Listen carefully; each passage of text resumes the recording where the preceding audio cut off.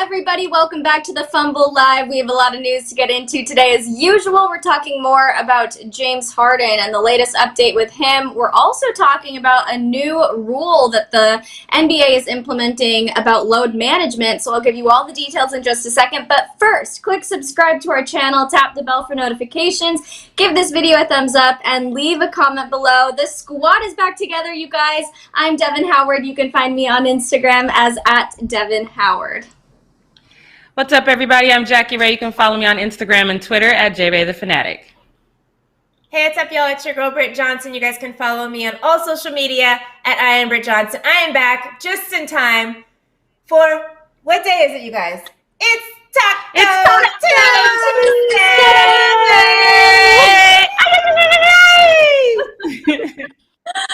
Yes, I'm so glad that you were back just in time to call us in for Taco Tuesday. Britt, we missed you yesterday. Jackie and I talked a lot about James Harden and the latest updates with him about how he was partying in Vegas and all of that. Now we have some more updates, so let's jump right into it. James Harden has yet to report to training camp, and he may already be in violation of his uniform player contract. So, like I mentioned, he partied in Vegas over the weekend. He went to Lil Baby's birthday party, gifted him over $300,000 worth of presents, including just cold hard cash, and went to a strip club, as James Harden does, so that's no surprise there. But it was a bad look for him, and this is something that Jackie and I talked about yesterday. It seemed disrespectful to his teammates. It's not a good look for the rest of the NBA, for teams who might have been interested in him, because it shows that he's the kind of player who is just going to bail out on practice when things don't go his way. Now, according to ESPN's Zach Lowe, people who work for the other 29 teams in the NBA think it's time that the league steps in and handles the Harden situation themselves. So he said, quote, "I've already heard from, 3-4 people out of the blue today who don't work for the Rockets but work for the other 29 teams, saying the league has to step in and do something about this. This is not okay. This is going to become the latest referendum on player empowerment. And when does it go too far? I think it's a nuanced and fascinating topic, but it is already spiraling out of control."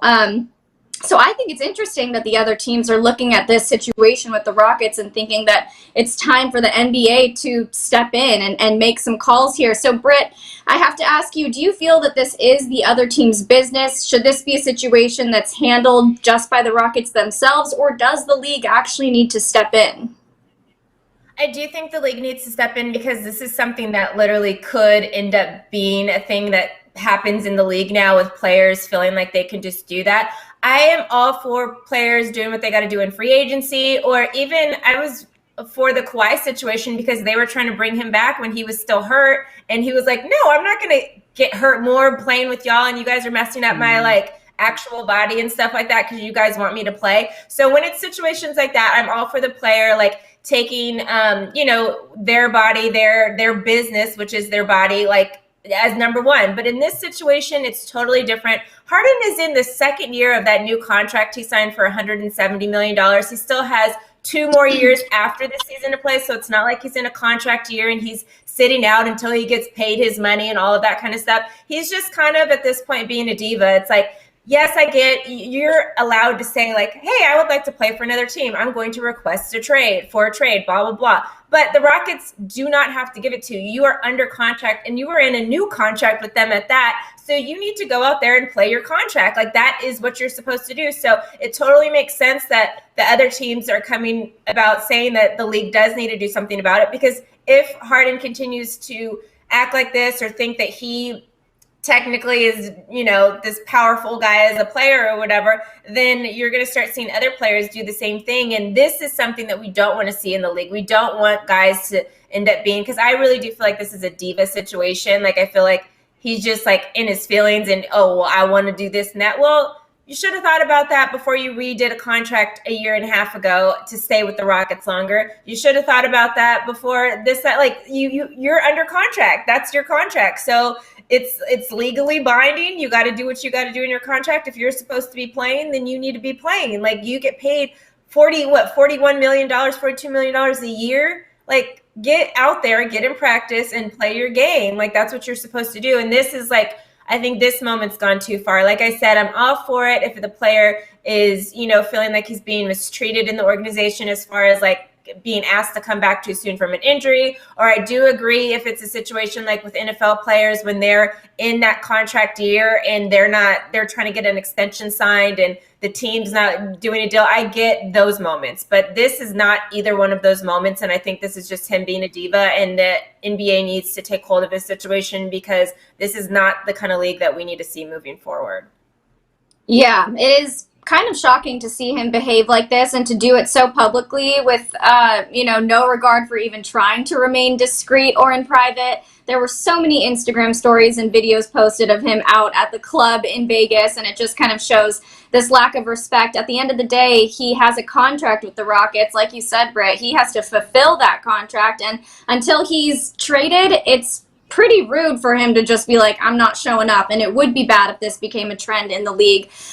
So as I mentioned earlier, other teams are starting to lose interest in James Harden because of this behavior. So Jackie, do you think that the league needs to step in and reprimand James, or do you think he's doing enough by giving teams a reason to not want him on the roster?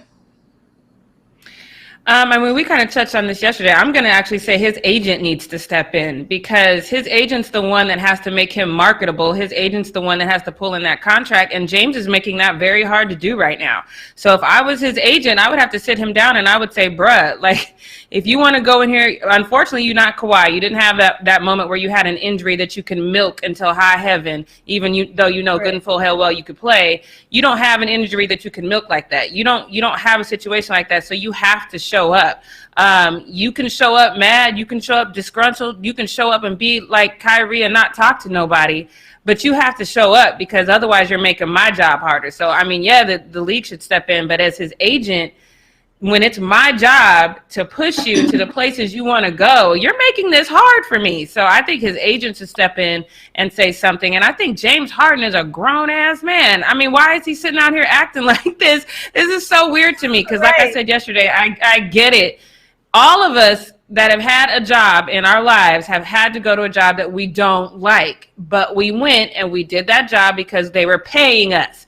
He is on a contract that doesn't compare to anything that anybody, you know what I mean? And I hate to compare it like that, but my guy, how is it going to be easier for you? How is this helping your situation? That's what my dad used to always say. When you act out, ask yourself, how is it helping your situation? In Kawhi's situation, he didn't look, even though we all knew that he wasn't really hurt, it didn't look bad on him because he literally had doctors that said no. Right. He wasn't at the strip club. He wasn't out here with Lil Baby handing him $100,000 gifts with no mask on, making it rain. He wasn't doing any of that. He was chilling. So I would almost respect him if he did that. Right. So you're not doing anything to help your cause. You're not doing anything to help your team. You said you wanted to play with John Wall. John Wall showing up. Where are you at? You know what I mean? It just doesn't make any sense. He's behaving like a 5-year-old child, and it's embarrassing. Right. Yeah, actually, Mamba Machine is still in the chat saying all of the right things right now. I wanted to call out a chat that he wrote. If you want out of a team, you do it the right way. Sit down and communicate respectfully with the GM. Don't act childish. Everyone around Harden is trying to be positive except for him. And it's true. And I'm sure that in the moment it feels gratifying for, him to be like, oh, F the Rockets, I'm going to Vegas. But at the, ultimately it makes him look bad. It makes him look like a crybaby, like a diva. And that's not the kind of team like we want. You don't know if people are going to double down on they petty because if I own the Rockets, guess where you gonna be until this contract is over? Mad as all hell. I would not care. You about to write out this contract because you out here being petty. You're not handling this professionally. We could literally sit down and come to terms. We could come to an agreement that was mutually beneficial. Right now, it is not beneficial for the Rockets to let you go. So, like I said, don't put your agent in a situation where he can't go out and find something that he can present to the Rockets and say, hey, this might work for your organization. Because right now, the way he's acting, nobody's going to want to rock with that. So, look, don't make Houston double down on they petty and then you just end up sitting there chilling. Don't do that. Right. Really taking advantage of what so many players have worked so hard to get, which is that guaranteed money. Like the NBPA has worked so hard for so long to make sure players get that opportunity to, if they were hurt for 2 years, like John Wall was, to still make their $40 million a year and stuff like that. And he's taking advantage of that situation because he knows that it is guaranteed money. And now you're asking another team possibly to want to pick up that contract off of you. And maybe you might do the same thing to him next year. Like Jackie always kind of goes back to those references of like your boo, like, if I see my man doing something like that, and or some guy that I like doing something like that to another girl, and then I start talking to him, I gotta believe he's gonna do something like that to me the very next year. So that's how this is looked like as a relationship. So if James Harden is doing this in this situation on his second year of his new contract, another team is going to have to pick up that money, that contract, and now they're going to be like, okay, well, what if we don't win it this year? Is James Harden going to be doing the same thing to us next year? And now we have that guaranteed contract that we have to fulfill. Like it's like he's messing it up on so many levels, not just with the Rockets, but with the potential of other teams wanting to actually do this trade that he kind of wants. Like, if you want to get traded, go out there, put in the work, which is what we talked about with LeBron maybe saying Kyle Kuzma is this great player and is going to be whatever because he's marketing him. You know, he could potentially be doing that. He could potentially be like, hey, this guy's great, so we could get a good investment, a good asset out of it. James Harden, if you want to get traded, make yourself the best asset you could possibly be. Make yourself look like platinum, you know, like you're not making yourself look like that right now. So why would another team want to pick up that contract? I have an update for you guys from literally 1 minute ago. Woj posted, James Harden has arrived in Houston and tested in accordance with the NBA's protocol today. League source tells ESPN. So he is in Houston now. He's decided to show up. I don't know if he's going to have to quarantine. I'm not sure what the protocol is there, but he has decided to end the partying on Tuesday of this week and head to Houston. So we'll see what happens, but let's get into the next news story, you guys. We talked a lot about Kawhi sitting out when he was injured / not injured, but now the NBA is implementing a new updated resting policy for the 2020-2021 season, which would prohibit teams from resting healthy players in any high-profile, nationally televised games. Violations will result in a fine of at least $100,000. Yahoo Sports also says that without unusual circumstances, franchise should not rest multiple healthy players during the same game, and teams should not rest healthy players when on the road. If a team does want to rest a healthy player on an away game or a nationally televised game, they need to inform the league office 48 hours in advance. So this is their way of preventing, nationally televised games that don't feature the team superstar. They're trying to control load management here. So Jackie, do you think this new policy is fair? And how do you think it's going to impact someone like LeBron, who has already said he plans on taking it easy, at least at the start of the season, due to that shortened off season? I mean, I think this is great for fans because now fans don't have to worry about, watching their favorite game and then their favorite players not playing. But when you have a shortened season like this, a super quick training camp, I think this is an unfair time. I think if you implement this rule during the regular season, a regular non-COVID 2020 has unleashed hell on us type of season, then okay, maybe I would co-sign on that. But I don't really think it's fair because at the end of the day, I know some players do. They just sit out because they don't want to play that game. I get that. But LeBron is older, you know what I mean? And his body, I'll never forget when he was walking out down the tunnel after winning that championship and he says, my body is on fire. That's not going to change just because you put this rule into place. You know what I mean? There's going to be times where he needs to rest. And I think that people also forget this road travel. Me traveling is also wreaking some sort of havoc on my body. You know what I mean? Anytime you travel, that's another hash mark in the, okay, that's a thing. So, I mean, I get putting sanctions on it because you want to make sure your revenue, because let's not forget the NBA did lose money in viewership last season. And you want to make sure that you can keep people watching. And the best way to keep people watching is to make sure the stars are playing. But I also think the best way to keep people watching is to make sure your stars are healthy. So don't have them going out there and pushing their bodies just because you want to make sure people are watching. LeBron he'll probably have one of those games where instead of playing 38, 40 minutes, he's probably going to play like 20 minutes because of something like this. And that's fine. I mean, at least he's playing. That's beneficial for the NBA. But I think the NBA needs to take a step back and realize that if LeBron says he's tired, he's not the type of guy to just say he's tired just because he's tired. He's older. He might legit be tired. You know what I mean? So I think I don't know if it's entirely fair this season. I probably would have a different feeling about it next season because things would be a little bit more normal. But again, especially your older players, I just don't think that that's right. Mm-hmm. And Britt, do you think that load management needs to be a team conversation, or is it the right move for the league to step in and create consequences for healthy players who sit out? I think the league made a big mistake by saying healthy players, because I know every single player could come up with some injury that they had at one time to make them not really a healthy player. So that's not going to be like a hard thing for the NBA or the teams to be like, okay, well, I mean, he could say he's still sore from when he messed up his knee last year, so we're going to put that on the thing for him for this game. Like, and that's going to happen. Like, there's literally everybody has had some type of injury in the last like couple years, enough to say, oh, well, he kind of pulled his groin a little bit, and that's something he had a couple years ago, so we're going to have to like sit him this game because of it. So I don't think it's going to actually really affect any player that really does need rest in these moments, because the word healthy is a very loose term, and there's so many different little injuries that players have had over their careers that can start, sparking up again, or it's bothering me right now. It hasn't bothered me in a year, but it's getting to me today.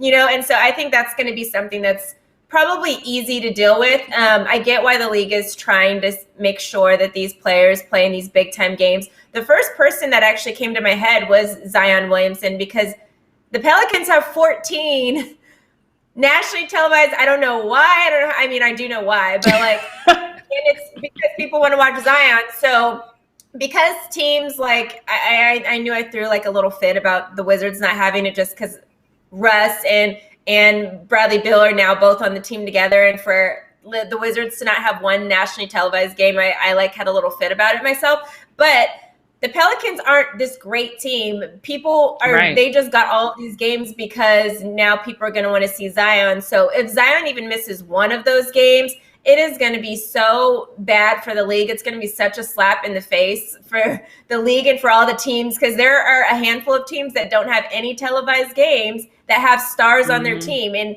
they didn't get a game because Zion and the Pelicans got all these games. So I immediately thought of Zion, and it's a totally different story than what Jackie was talking about, because Zion is not an old man that has been playing for X amount of time, and he did not just play in an NBA Finals, So, but Zion is looking great right now, so hopefully he's ready to play all of those 14 nationally televised games that he got, because that team is not deserving of that many nationally televised games, but we'll see what they can do with it this year. But I thought that rule was specifically written for Zion.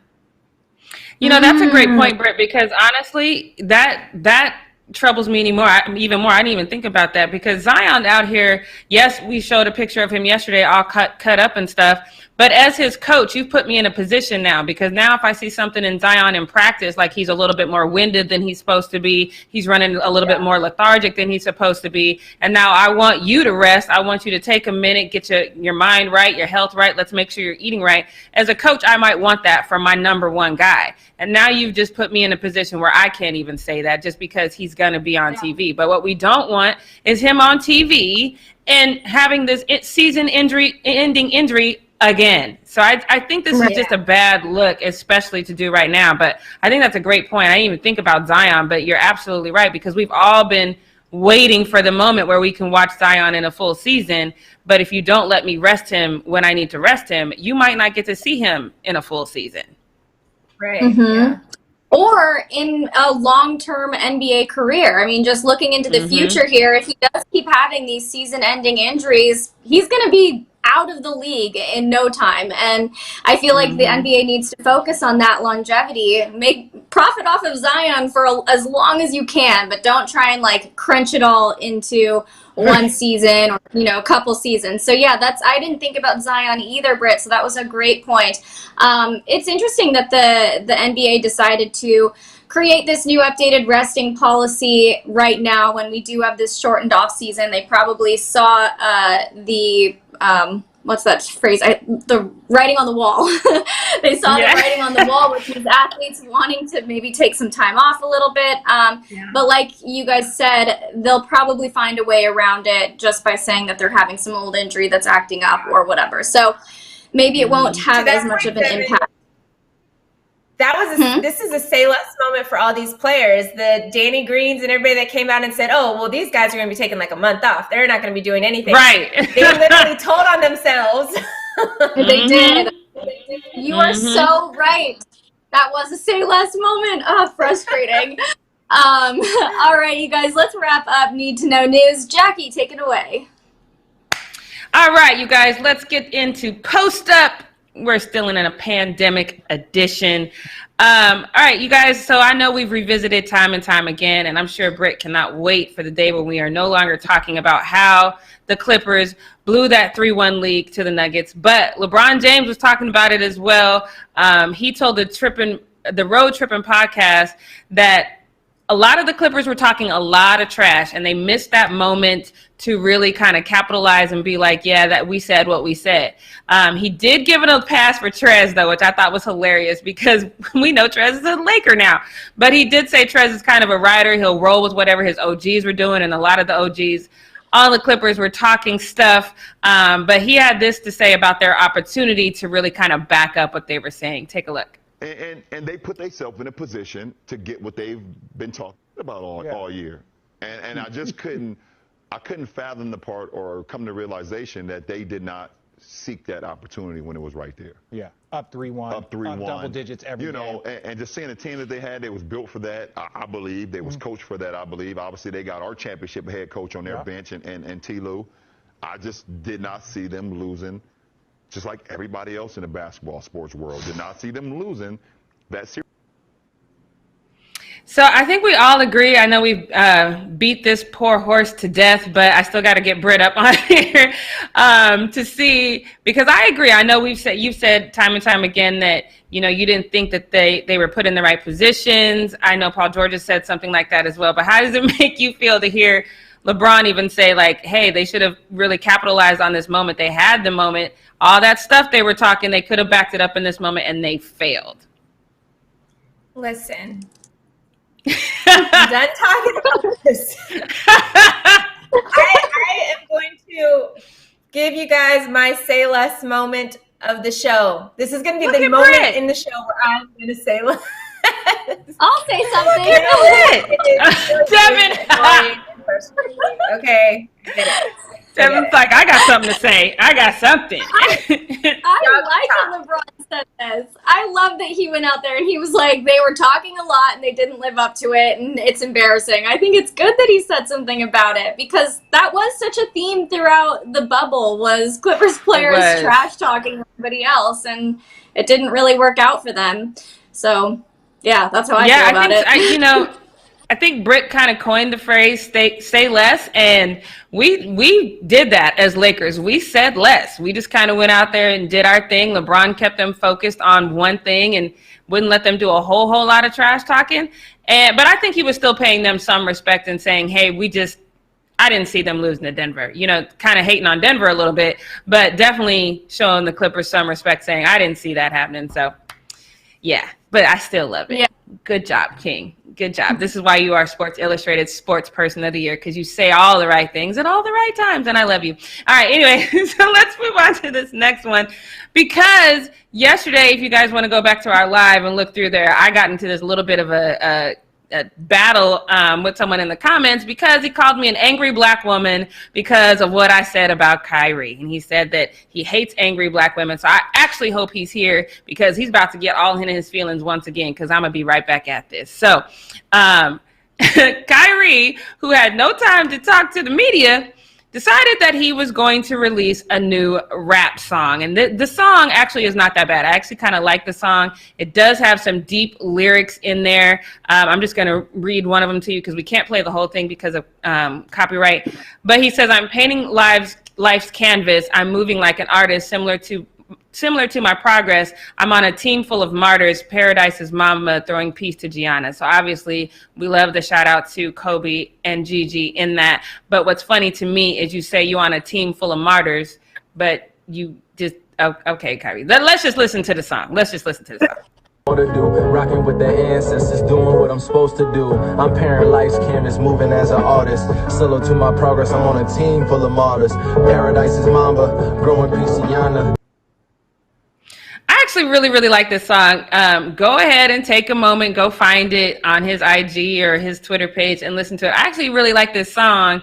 It's not Dame Dolla's style, but it's still pretty damn good. But like I said yesterday, you took time off of the media, and now today you're releasing a rap song. It's just not a good look. So I think that this Twitter user nails it with what they said. And he says, I don't want to talk to a media, proceeds to say he's on a team full of martyrs. This dude doesn't make it easy on himself, which is so true. He doesn't like the media talking crap about him, but he gives them so much ammunition. So I'm going to go back to you, Britt. And does this make sense to not talk to the media one day? And then the next day they're going to be talking about your damn song. That's why you put it out. Like, what is your plan here? It makes sense because it's Kyrie. So this is a very Kyrie thing to do. So in a sense, like if I just heard that without the name of the athlete, I'd be like, wait, what? So you can't do this, but you're doing this, not blah, blah, blah. But when you say Kyrie, I'm just like, anything that he does makes sense because that's just him. He's just all over the place all the time. Mm-hmm. And it's kind of like, people that are super, I wouldn't even say he's like a creative, but he's just a different guy. And I low-key love Kyrie for that because he's just so different. But it's so funny because he thinks sometimes that he's so impactful and so whatever, but really I'm just like, no, you're just a little silly, my guy. Right. Yeah, no, I told you guys yesterday that I think I've always had a little place in my heart for Kyrie because I think he's incredibly intelligent. I follow him and some of the things he says, I'm like, oh, he's actually put thoughts in my head that I'm like, damn, I didn't even think of that. He's incredibly intelligent. That's why I know he's calculated in what he does. I know that he was like, now they're going to be talking about this. Let me give them something else to talk about too. He's very calculated. I don't care what anybody says. This was by design, you guys. Here we are. So I like the song though. I am going to say that. Go listen to it. The song is fire. I like it. You're going to get the stamp of approval on that. So now let me move on to my boy because I love Carmelo Anthony. I was in Denver in 2003 because that's my hometown if y'all are new here. And I got to meet Carmelo very, very shortly after he came to Denver. And he was the nicest guy. He was funny, a little shy at the time, but he was just so super cool. And this is what he looked like in 2003. Let me just look how cute and sweet and innocent he looks. Now we know all these other stories, but still, he just was so nice. It was such a good time. I used to see him all the time and he never would remember my name, but he'd be like, hey, what's up? He was just super cool. And I just have followed him his whole career. I love him. And I'm excited to say this might just be me having a nostalgia moment, but the braids are back, y'all. He has brought the braids back. Britt's like, no, I love the braids because that's how I met him. This is who I met in 2003. I actually love the caption on this photo too. He says, there are times when I wish I was where I was back when I wish to where he is now. So it's kind of one of those things that kind of tell you, appreciate who you are, where you are while you're there kind of thing. So this is, I love this. Britt already said no. So I'm just going to have to ask the same question that Clutch Points asked because they posted this to their Twitter and they said from braided Nuggets Mellow to buzzcut Knicks Mellow to hoodie Mellow to skinny Mellow back to braided Mellow, this time on the Blazers. What's your favorite version of Carmelo Anthony? I think we know Britt's no on the braids. So I'm going to go to Devin first. What is your favorite version of Carmelo Anthony? She's trying to look at the picture like, let me pick. I like the braids. I think the braids look good, so I'm gonna go with braided Mellow. I think it looks good. Yay! That's 2 for braided. Let's get Britt up here because she's just not with it at all. Britt, what's your favorite Mellow? Not this one. I don't like the braids. And somebody said braids are going to get him a championship, but did braids ever get him a championship before? No. So the braids do not mean a championship. I think he kind of went all the way back again because he is now rocking number 7 again. He got the pass to rock number 7 again with the Blazers because that was kind of like a retired number. So I think he's just trying to bring everything back, all like, you know, these little great pieces of him back together. Right. But the hair, I could have went without the hair. Yeah, that seems to be. Yeah. They seem to be on Team Hoodie Mellow. Some do like the braids, but Britt, you should tell him to call Kawhi because his braids are always clean. So tell him call Kawhi and tell him how he does that because his braids ain't never fuzzy. So all right, we're gonna move on to this next one because we've seen this, you know, before. We saw it with Drew Lock's mom when she came to his defense because he went to a party without his mask, and now James Harden's mom is doing the same thing. Mona Willis is her name, and she's represented James Harden for a while in his business dealings and things of that nature. But she took to social media on yesterday to go in on people who were criticizing her son. This is one of the people specifically she went in on, and long story short, he says that what James Harden is doing is wrong. And he says, I know this isn't what you've raised him to be or the upbringing you intended for him. His actions are completely reprehensible and just irresponsible to another degree. Not only is this unprofessional, but this is extremely disrespectful to his coach, his organization of several years of support, and his teammates that needed a leader. I actually 100% agree with that. I don't think that he said anything wrong. He doesn't call her out her name or anything like that. He does end it with, please do something, at least tell us what's going on. Thank you. So she responds, way too many characters. I feel like Instagram really needs to do something about the amount of characters that they let people use. But she responded, and as you can see, it's long. And she first starts off with her own little shade, which he was very respectful in his post to her. And he goes, not sure who you are, but I have raised my son to be the caring and giving young businessman that he has become. He has his own mind and can make his own decisions. I'm very proud of him for that. Now, as far as the job, you clearly don't understand what's really going on. That's okay. You know, if people had their own life and not try to make decisions for others, we would really be a better world. So that's not really answering our question, though, Mom. Like, you did this long dissertation and you ended with, so if he lost you as a fan, you weren't the right fan from the start. Blessings to you, son. No, this is where y'all mess up, Mom, you included. You can be a fan of somebody and criticize them. You can't. I have not really criticized LeBron James publicly because that's just not how my fandom works.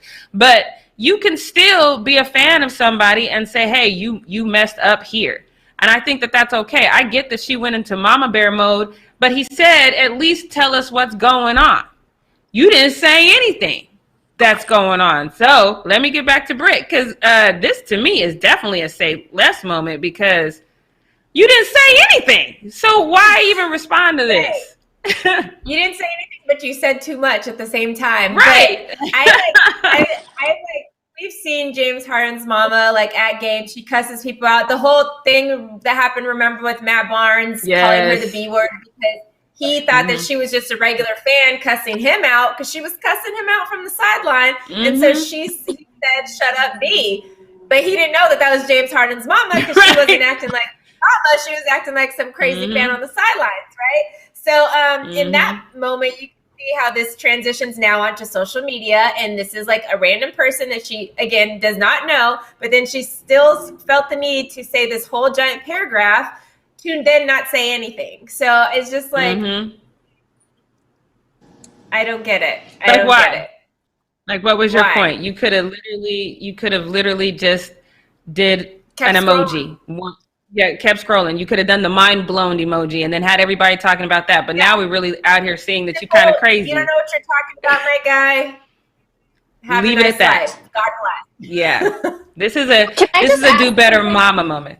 Go ahead, Britt. Go ahead.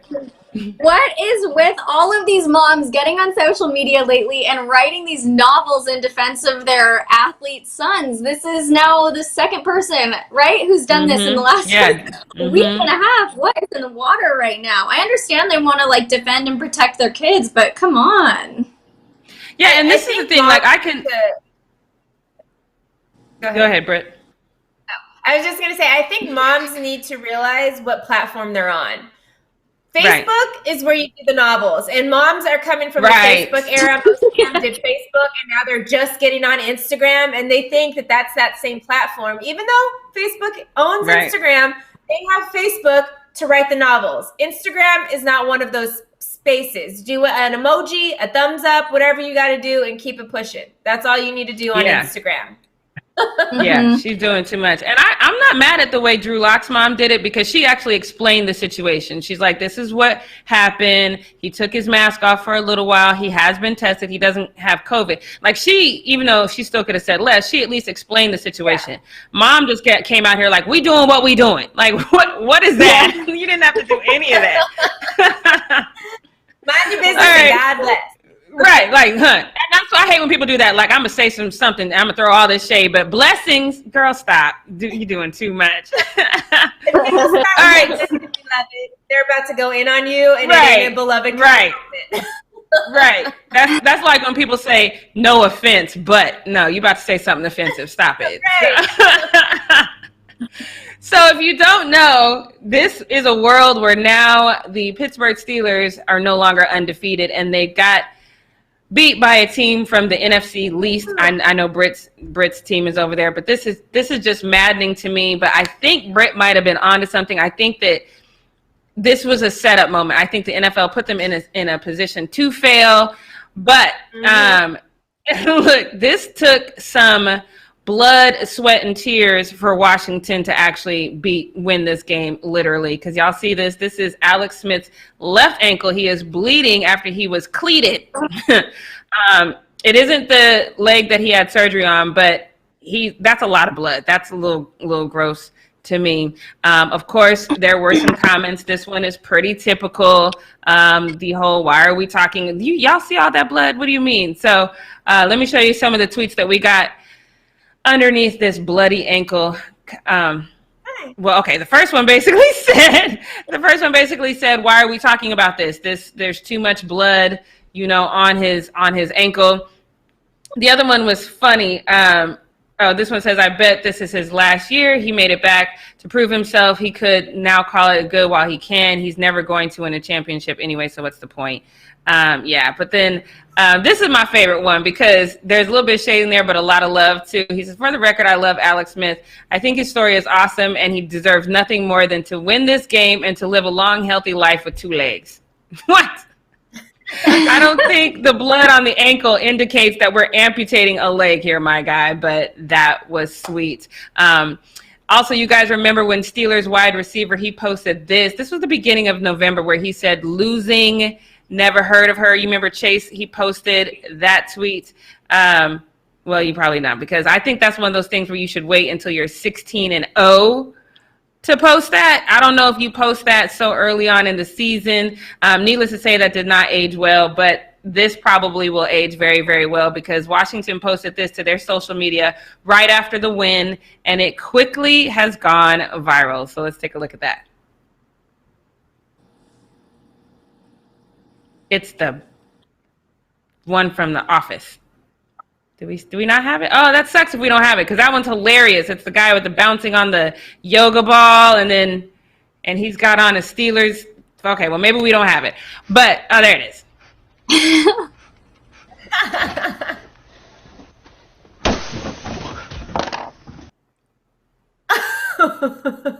That is ridiculous. I love it. It's a fact though, but I mean, come on, you guys. They're still 11-1 right now. But let me ask, because I want to go to you, Britt, because we talked about this. I do think that they played 5 games. How many games did they play in like 14 days or something like that? Yeah. 3 weeks. So, I mean, I'm assuming they had to be exhausted. I mean, just saying it is exhausting. So I think that they were set up to fail. I don't think that this is a win in the Washington column, even though it is on paper. I think this is more of the NFL set out to sabotage the Steelers, and it worked. I mean, literally, couldn't have came sooner. Like, we were just talking about this on Friday, and then this situation actually comes to fruition. Like, it literally happened too. And it's not just losing. Obviously, I didn't predict they would go a full season 16-0. People just don't do that. That's just not something that happens anymore. Like, people, we're still talking about the Miami team from 1972, which is the only undefeated team for a whole entire season ever. Obviously, the Patriots came close, but then lost in the Super Bowl to the New York Giants, who were an 8-8 team. You know, so these moments do happen in situations. So I never thought they would be undefeated, but to have it be Washington, like, and how Washington. Just in Washington will be petty back. Like, they're going to be, as you saw in that clip, they're going to be petty and post and say all this, whatever, because our whole division, NFC East, is so trash and everybody's been clowning us the whole time. But then if we get one win, we going off, you know, like we're going off. And the same thing happened. The Giants, who did they beat this weekend? They beat another team. They beat the Seahawks. They beat the Seahawks. I was like, what is happening?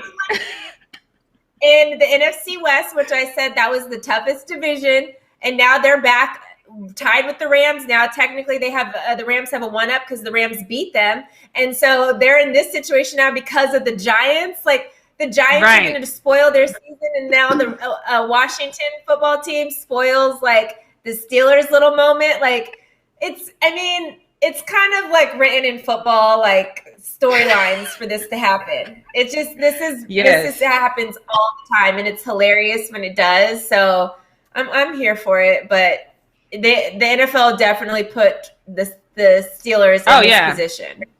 Yeah, it's unfortunate, but I mean, I guess it is what it is. But you know, fun fact: my Saints clinched that playoff spot, but y'all didn't ask about that. So let me just go ahead and we did. Thank you. So I'm gonna move on to this last one, because this last one, I guess I'm just gonna have to talk to Devin and Britt on this one, because this one just, I don't know what to make of it. But I keep telling you guys that you're not a simp, and you're not thirsty just because you pay a woman a compliment, or you tell her she looks nice, or you shoot your shot. If you shoot your shot all the time after she shot you down, then that's a problem. But if you shoot your shot once, it doesn't make you a simp. It doesn't make you thirsty. If you want to know what thirsty looks like, may I introduce you to the Florida Gators football team? Because, this is what thirsty looks like. Let me show you this. In case you can't read it, because she pulled away so quick. They out here, that we have a picture of what they're doing that makes it a little bit better for you to see. But they out here putting their social media handles on a whiteboard for all the ladies. Not one specific lady, but all the ladies in the stand, so they can come and slide in their DMs. In the video, though, which was so funny, when the girls start like really watching the guys and watch them put up their social media handles, you hear one guy in the background, he yells, he's like, "You're never going to make it to the NFL." He doesn't know that, obviously, but he knows that these girls are hoping that one of them will. They're hoping that they catch one. So he's trying to better his odds. But this, to me, is simping. I'm going to go to Britt and Devin. Am I right about this? Britt, I'm going to start with you.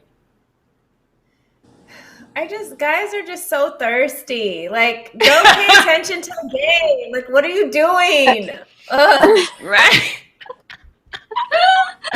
Oh, Devin. You know, I think it's kind of cute. And I know that's the unpopular opinion here. I think it's kind of cute and kind of fun. No. Yes, they should be paying attention to the game, but you know, whatever. They're having a little fun. They're trying to meet somebody. I don't know. I don't hate it. If they want to simp, go ahead. I appreciate a simp. I hate it. They didn't go to the league like that. That guy in the baguard is right. You put in a league like that because you're paying attention to what's going on over here instead of over here, which is why you're on the sideline play anyway. I don't even know if you guys are good or you guys play. But if you guys were good and did play, you wouldn't have to put your Instagram on something because girls will already be trying to find you. In there. Yep. Yes. Can't argue with that. I agree with that. 100%. All the simps in the chat, I appreciate the nice simps. I really, really do. Nice guys. Oh, God. Okay. Well, on that note, I'm going to wrap up Post Up.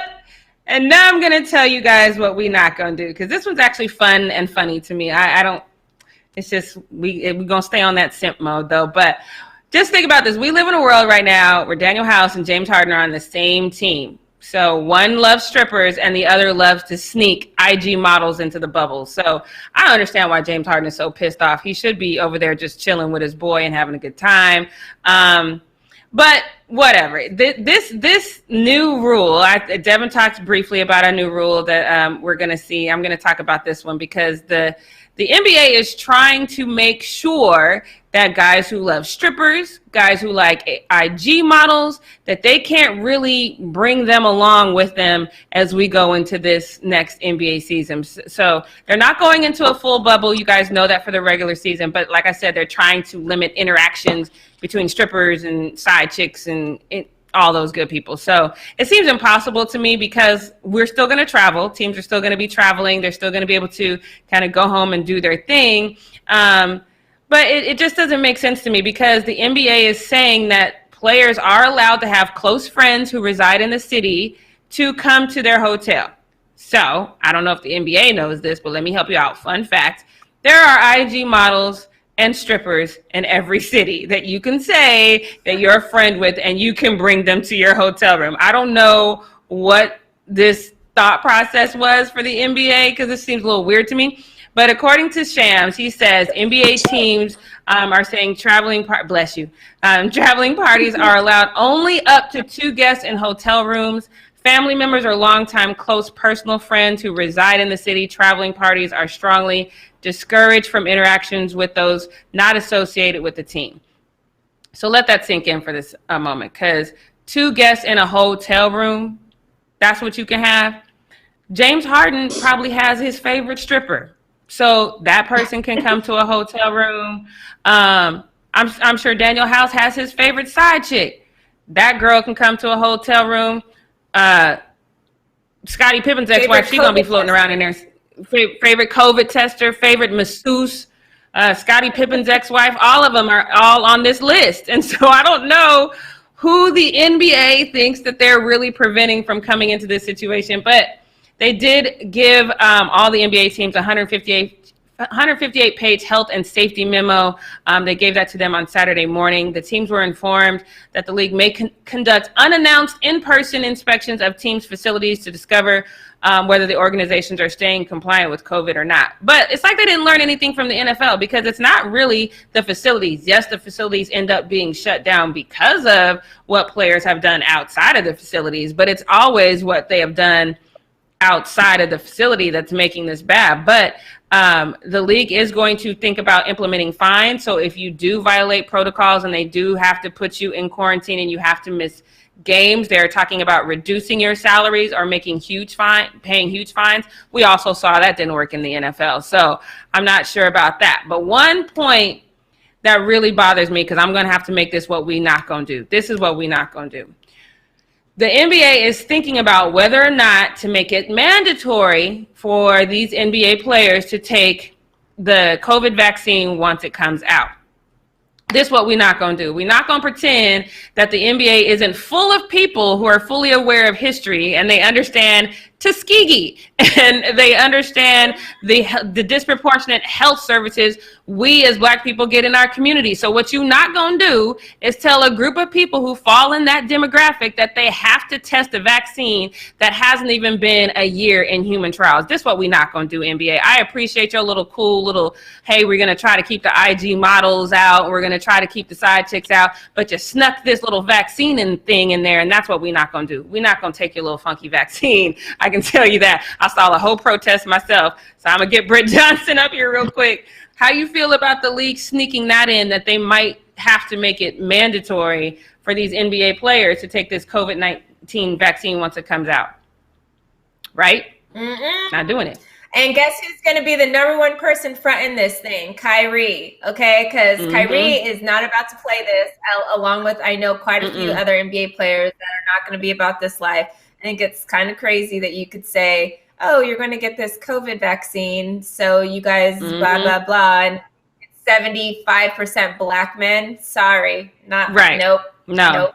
Go test it. Go test it with the PGA tournament first. Make them all do the COVID test. Right.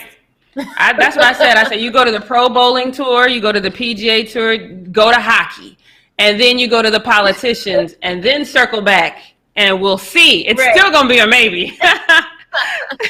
All right. Okay. Devin, what do you think about that? Do you have an opinion about that or no? Well, I was going to say we should get into Britt's takes because we only have 9 minutes left in the show, and I missed Britt's takes yesterday, so I'm really excited to hear about it. Yes, so let's get to it. It's time. Are you ready? Get your beatbox ready because it's time for Britt's takes. Britt's takes. You've been working on that over the weekend, Devin. I'm starting to like the no mic version. Okay, guys, it is time for Britt's take. This one is going to be a very controversial one for some people. But you guys remember back on August 27th, 2007, Michael Vick pleaded guilty to a federal felony charge related to a dogfighting ring. We all know he ended up serving almost 2 years, 23 months exactly in federal prison. 2007. So this is 13 years ago. He, after the fact, went back, played in the league. He first signed with the Eagles, got some other opportunities, played on a few other teams. And then 2016, he didn't get signed. 2017 is technically when he officially retired. So he played in the league for another 7, 8, 9 years after the fact, and brings us to this moment we are at now. So apparently when he was on Fox yesterday for the halftime show, people got mad. They got really mad that he had a job. We're going to read some of these tweets, and then we are going to talk about it for my take today because this is going to be an interesting one. Let's get some of those tweets up there, Leo, if we can. So this first one, boycott Fox Sports for hiring Michael Vick. End of story. Let's get to this next one. Whenever you feel like it. Just wondering what Michael Vick ever did to deserve a TV gig on Fox Football. I can think of greater 500 more deserving ex-players, sports journalists, or league executives shaking my damn head. Well, to answer that question really quick before we get to this next one, if you're wondering what he ever did, he actually became the first NFL quarterback to rush for over 1,000 yards in a season, and he holds the record still to this day for most career rushing yards by a quarterback with 6,109. And what do we know? What do we talk about all the time now with football and quarterbacks? Can they also run? So he is the first player, the main guy that transformed what we now know as the quarterback position, which is why guys like Russell Wilson and all these other guys, Kyler Murray, guys that can actually run too, which is now why we are seeing so many black quarterbacks. The face of the NFL is a black quarterback, Patrick Mahomes. So before that, we hardly had any black quarterbacks in the league. And then Michael Vick came in as a quarterback. He is not a tall guy either. He is more like a Russell Wilson.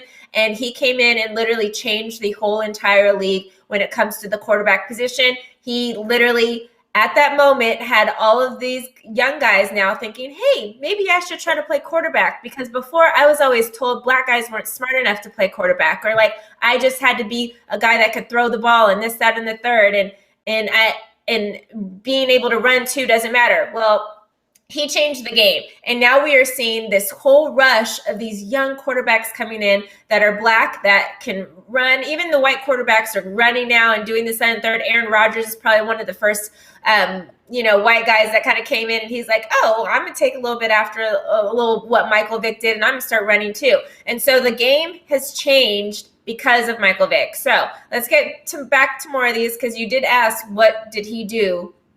But that's what he did, okay, other than football. Vicious psycho Michael Vick and Fox are the perfect match made in hell. And spare me the BS about how he served his time. He was charged with a tiny fraction of the crimes he committed and served a tiny sliver of the time someone less rich and privileged would have.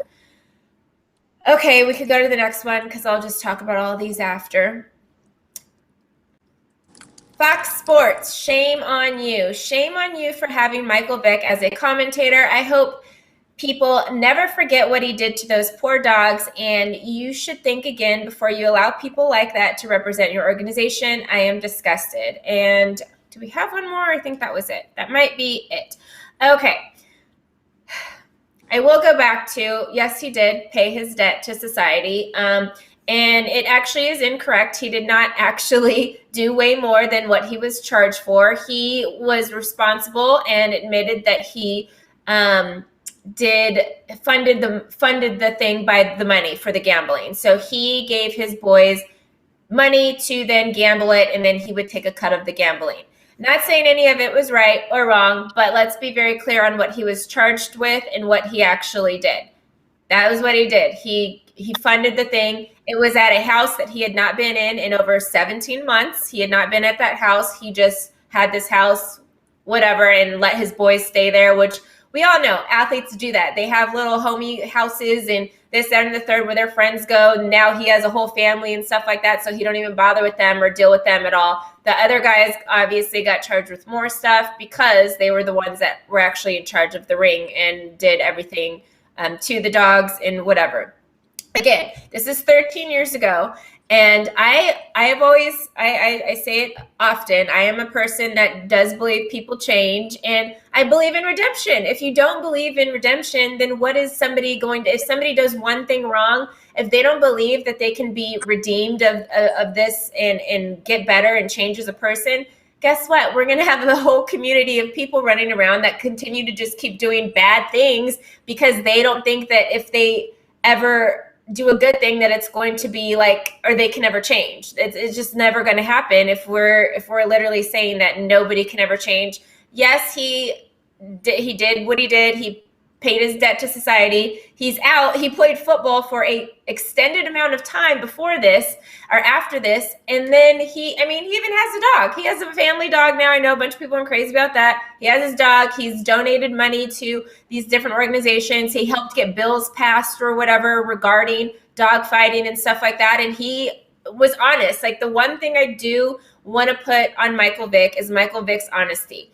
Drew Brees, when he had his little thing and he just is like, oh, well, I didn't really mean it like that, or I didn't whatever. I don't like when people do that. Speak up, say what you did, say like you believed this and maybe somebody helped you figure out that that's not the right thing or whatever. Michael Vick literally was like, that's just how we grew up as kids. We were in the hood, people would dogfight, so I didn't really see it as that bad because that's just the lifestyle I grew up in. Now that I'm educated about this, I'm a grown man. I was young. I was super young back then. I didn't get it. I get it now, and I'm changed, and he's helped pass bills and do this, that, and the third. So, but the funny thing about all of this, because there were more and more tweets about people saying they're never going to watch Fox again, and they're never going to watch football if this guy has a job. Literally people that have never watched, because guess what, you guys? Michael Vick has been with Fox Sports since August of 2017. So you guys all talking about this and having this uproar about it now is kind of crazy because he's been an analyst for Fox Sports on TV every single week since 2017. So where were you at these 3 years? You haven't been watching, clearly. You have not watched a game or not watched just Fox Sports during the week or whatever, because he's been on since 2017. So you guys Fox is not worried about what you guys are saying, because if you're barely having an uproar about this today, you guys have never watched. You guys don't watch. And so Fox is not feeling like they're losing any fans, because if you were a fan of Fox Sports or watch Fox Sports, you would have known that he's been on the channel for 3 years now. He's been employed by Fox Sports for 3 years. So I don't know if everybody was just bored yesterday and decided to watch football and they normally don't, or if you guys are just stuck in the house and you just want something else to rant about because, now that the election is over and, it's Black Lives Matter stuff isn't like at the forefront anymore. And so you want to have a group of people to be mad at. And now you decided for it to be Michael Vick and Fox Sports.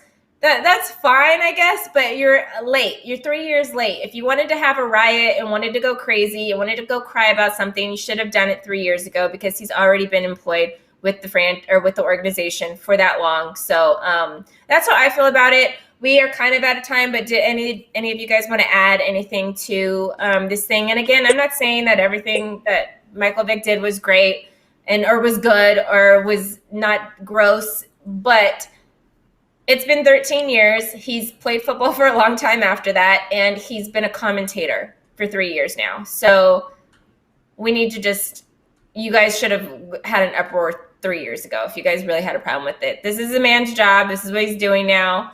You don't have to watch Fox Sports. You really don't. That's it for Britt's take. That part. I don't know if you guys have anything you want to add to it. All right, you guys. Well, let's wrap up the show for the day. We are going to be back again at 11 a.m. Pacific Standard Time tomorrow as usual. So turn on those notifications so you know exactly when we're going live and you don't miss a single upload from us. Subscribe to our channel. Give this video a thumbs up. Leave a comment below. And we will see you guys tomorrow at 11 a.m. And wash your hands, wear a mask, be a good person. We'll see you guys later. Bye, everybody. Bye. Stay blessed. Bye, guys. Yeah.